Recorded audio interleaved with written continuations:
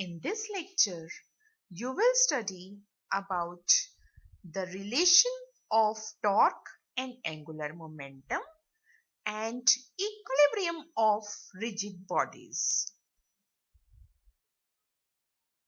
Let's start with the relation between torque and angular momentum. It is the rotational analog of relation between force and linear momentum we have studied already in the unit laws of motion. As angular momentum is mathematically given by the cross product of r and linear momentum vector, differentiated with respect to time, you will get dl by dt equals to d by dt of r cross p. Open the bracket, use the UV product rule, differentiate the first vector r and treat p vector as constant, plus now treat r vector as constant and differentiate p vector with respect to time. You know that dr by dt is velocity and p vector is also equals to m into v plus r vector cross dp by dt. Now you know that v cross v is 0. So dl by dt will be equals to r cross dp by dt,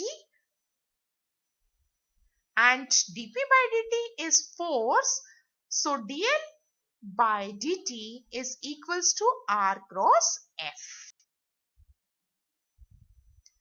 And r cross f is torque. So dl by dt is equals to torque. Just like in the laws of motion in Newton's second law, dp by dt was equals to force. For a system of particles, let us consider n particles. Then the angular momentum L will be equals to sum of the individual angular momentums of the particles. In form of summation, you can write summation of Li, where I varies from 1 to n.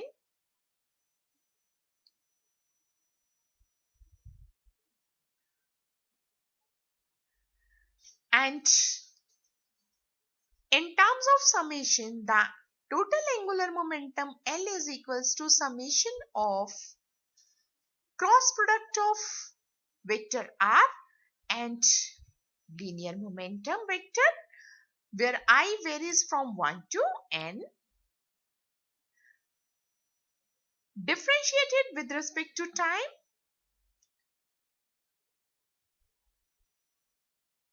You will got dl by dt equals to summation of torque, where torque is equals to cross product of position vector r cross force vector,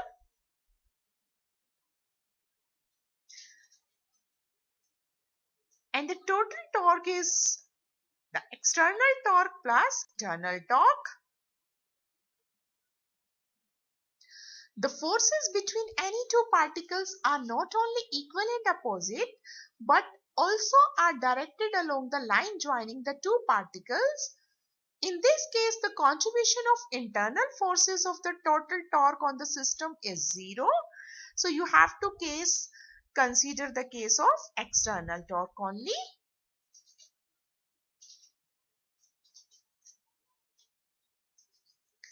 Let's solve a numerical. Example 7.5.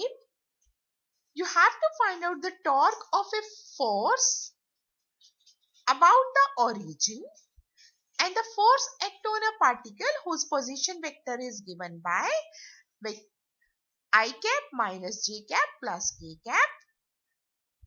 As you know that torque is the cross product of r cross f.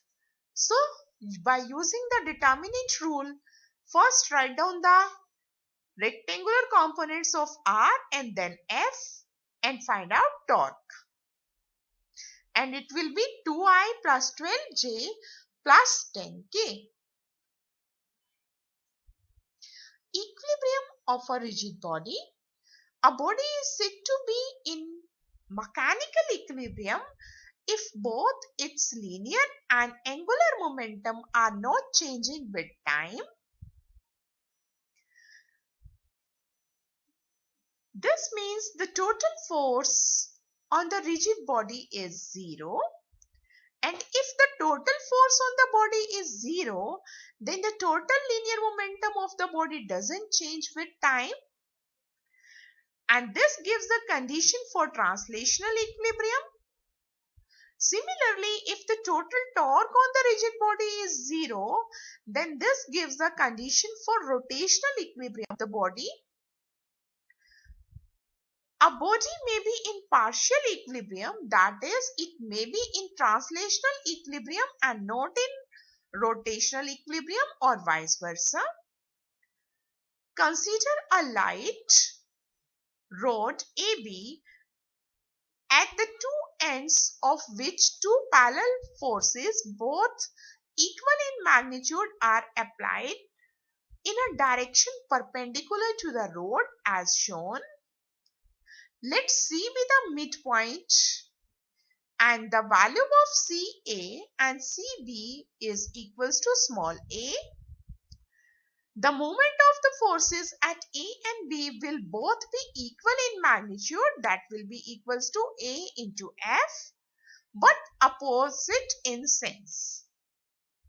The net moment on the rod will be 0 and the system will be in rotational equilibrium, but it will not be in translational equilibrium as the net force is not 0. Here we have the same rod with two equal and opposite forces applied perpendicular to the rod, one at end A and other at end B as shown. Here the moments of both the forces are equal, but they are not opposite. They act in the same sense and cause anti-clockwise rotation of the rod. Here the total force on the body is 0, so the body is in translational equilibrium, but it is not in rotational equilibrium.